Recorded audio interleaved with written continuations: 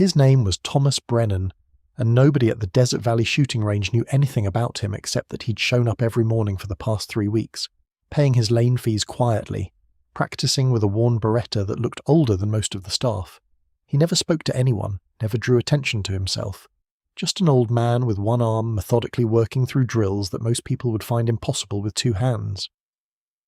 The younger shooters would glance over occasionally, some with pity, others with barely concealed amusement. One morning a group of off-duty cops had actually laughed when they saw him struggling to reload. "Somebody should tell Grandpa this isn't bingo night," one of them said, loud enough for Thomas to hear. He'd simply continued his drill, his weathered face showing nothing. The challenge had been posted for 6 months. $15,000 to anyone who could clear the advanced tactical course in under 30 seconds. It was designed by a former SWAT commander, 12 targets at varying distances and angles, including 3 that required shooting from behind cover, 2 that popped up unexpectedly, and a final sequence that demanded transitioning between strong and weak hand shooting. In half a year, over 200 people had attempted it. The best time belonged to a young Marine who'd clocked in at 32.1 seconds. The course owner, a wealthy gun enthusiast named Derek Hartwell, had started to think his money was safe. He'd even begun using the challenge as a marketing gimmick, posting failed attempts on social media. When Thomas approached the registration desk and asked to attempt the course, the staff actually called Hartwell to come watch. They thought it would be entertaining. Derek Hartwell arrived in his Mercedes, expensive sunglasses perched on his head, wearing tactical gear that had never seen actual tactical use. He took one look at Thomas and grinned. "You're kidding me, right? Old-timer, I appreciate the enthusiasm, but this course is serious. I've had Navy SEALs fail this thing. You're, 70? And you've only got one arm." Thomas stood there in his red jacket, his expression unchanged, that same sad seriousness in his eyes. "I understand the requirements," he said quietly. "I'd like to attempt the course." Hartwell glanced at his staff, at the small crowd that had gathered, sensing entertainment. "All right, it's your entry fee, but I'm not refunding it when you can't even finish. Sign the waiver." Thomas signed without hesitation. His handwriting was steady, controlled. Someone in the crowd whispered, "This is going to be painful to watch." They led him to the starting position. The course stretched out before him, targets positioned at 7, 15 and 25 yards, some partially obscured, others requiring the shooter to move between barricades. The rules were simple. Start on the buzzer, engage all 12 targets with at least 2 rounds each. Any miss added 5 seconds to your time. Any safety violation meant immediate disqualification. Hartwell stood behind the timing system, still grinning. "Whenever you're ready, Pops. Timer starts when you draw." Thomas reached down and drew his old Beretta with his left hand, his only hand, and something about the movement made one of the range officers pause. It was too smooth, too practiced, the kind of muscle memory that comes from tens of thousands of repetitions. But before anyone could process that observation, Thomas nodded. "Ready." The buzzer sounded. What happened next would be replayed on security footage dozens of times over the following days, analysed frame by frame because it seemed almost impossible. Thomas moved like water, his body flowing between positions with an efficiency that defied his age. The first 3 targets at 7 yards took him less than 2 seconds, double taps so fast they sounded like one continuous roll of thunder. He was already moving before the 3rd casing hit the ground, sliding behind the first barricade, his left hand bringing the pistol up in a smooth arc. The targets at 15 yards fell in rapid succession, each pair of shots placed centre mass with surgical precision. Someone in the crowd gasped. This wasn't an old man struggling with a handicap. This was something else entirely. The pop-up targets activated on a random timer, designed to catch shooters off guard. Thomas engaged them without breaking stride, his transitions so fast that the shots seemed to anticipate the targets rather than react to them.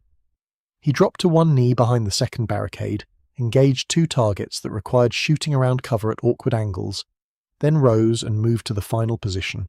The 25-yard targets were the hardest, small silhouettes that demanded absolute precision at speed. Thomas's breathing never changed. His hand never wavered. 6 shots, 3 targets, and then he was moving back to the start position, holstering his weapon as the final echo faded across the range. The timer stopped. 24.3 seconds. The range went completely silent. Hartwell stared at the timer like it had personally betrayed him. That's not possible. Check the targets. Check all the targets." The range officers moved downrange, their faces stunned. Every target had been hit. Not just hit, but grouped so tightly that several of the double taps had created single ragged holes. 24 rounds fired, 24 perfect hits, 0 misses. One of the officers, a former Marine himself, stood at the 25-yard line looking at the targets and shaking his head in disbelief. "Sir," he called back, "these groups are tighter than I've ever seen in competition. Every single hit is combat effective." Hartwell's face had gone red. "There's no way. I want to see his credentials. Who is this guy? This has to be some kind of setup." Thomas stood at the starting position, his red jacket hanging loose on his frame, his expression unchanged. That same sad, serious look, like a man who'd seen too much and felt too little anymore. "I'm nobody special," he said quietly. "Just wanted to see if I could still do it." But one of the range officers, the older one who'd been working there for 20 years, had gone pale. He was staring at Thomas like he'd seen a ghost. "Wait," he said, his voice shaking slightly. "Brennan. Thomas Brennan. You said your name was Thomas Brennan?" Thomas nodded slowly. The officer pulled out his phone, his hands trembling as he searched for something. When he found it, he turned the screen toward Hartwell, toward the crowd. It was an old military article, the headline reading, "Marine Scout Sniper Loses Arm in Fallujah, Continues Service." The photo showed a younger Thomas, both arms intact, standing with his unit.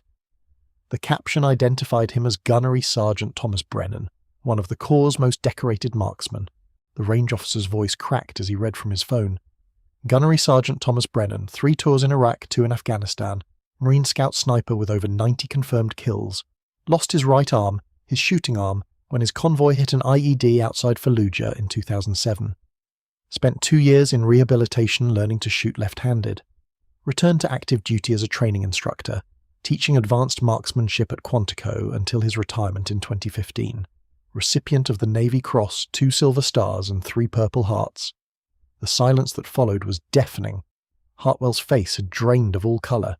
The crowd of spectators who'd come to watch an old man fail stood frozen, the weight of their assumptions crushing down on them. A young man in the crowd, couldn't have been more than 25, stepped forward. His eyes were wet. "Gunnery Sergeant Brennan, sir, I'm sorry. We didn't know. We should never have, the way we looked at you." Thomas turned those sad, serious eyes toward him.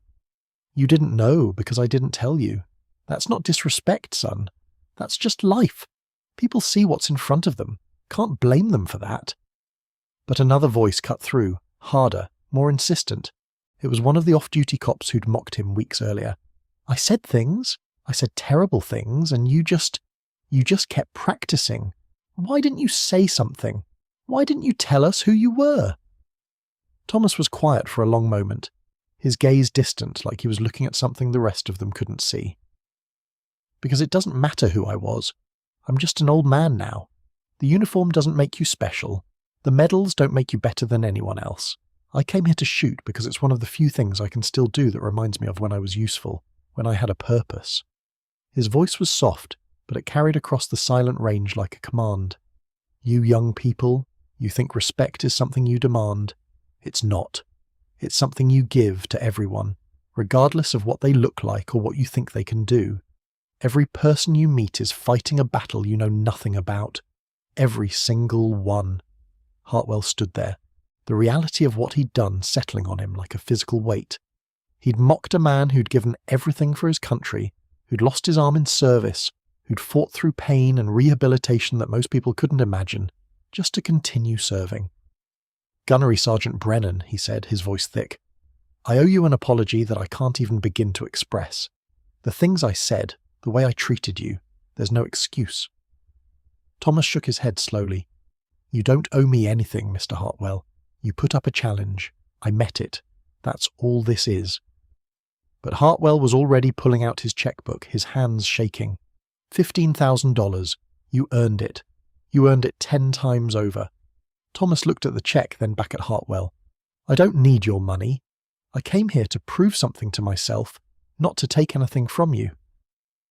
The crowd had grown now, word spreading through the facility, people coming from other ranges to see what was happening.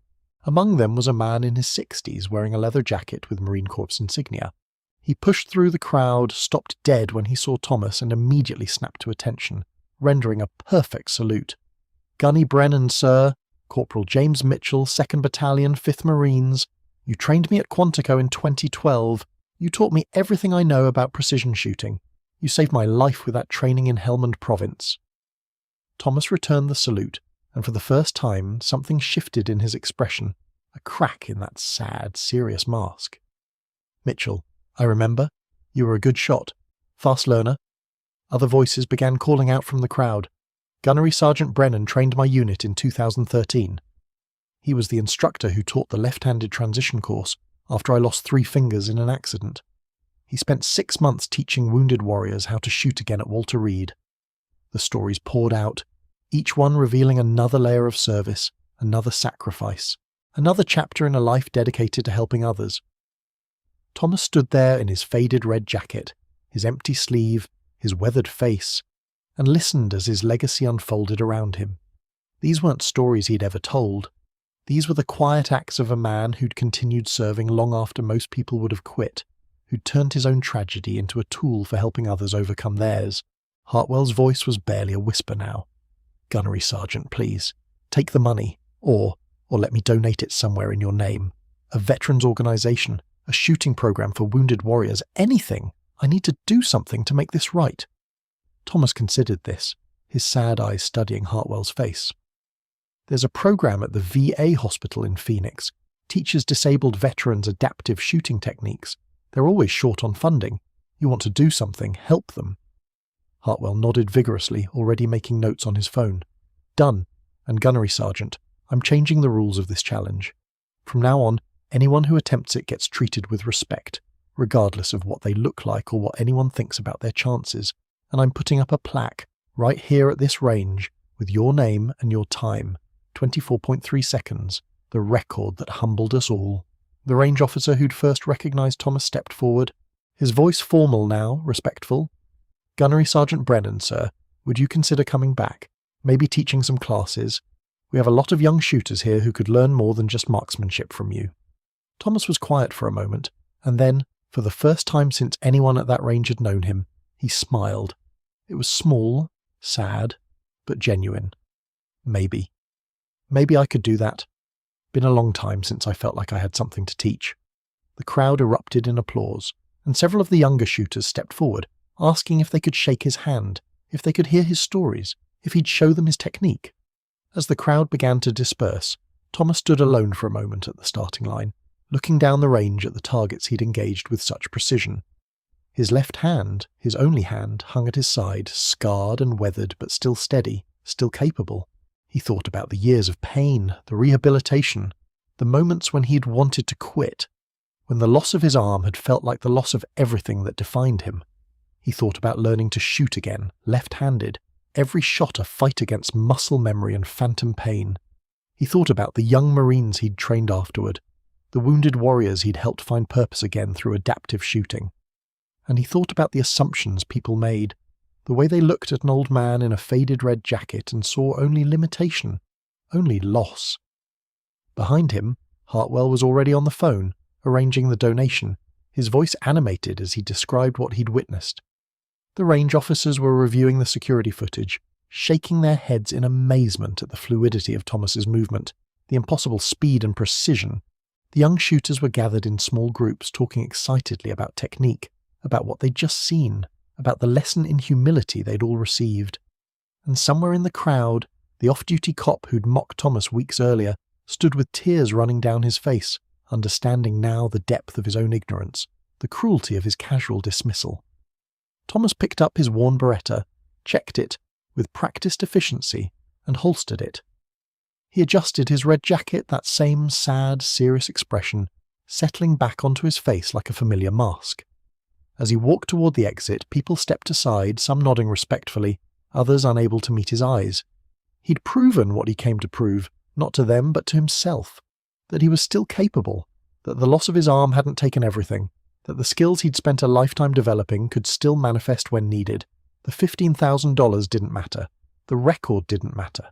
What mattered was that for 24.3 seconds he'd been whole again. The sun was setting over Desert Valley as Thomas reached his truck, an old Ford that had seen better decades.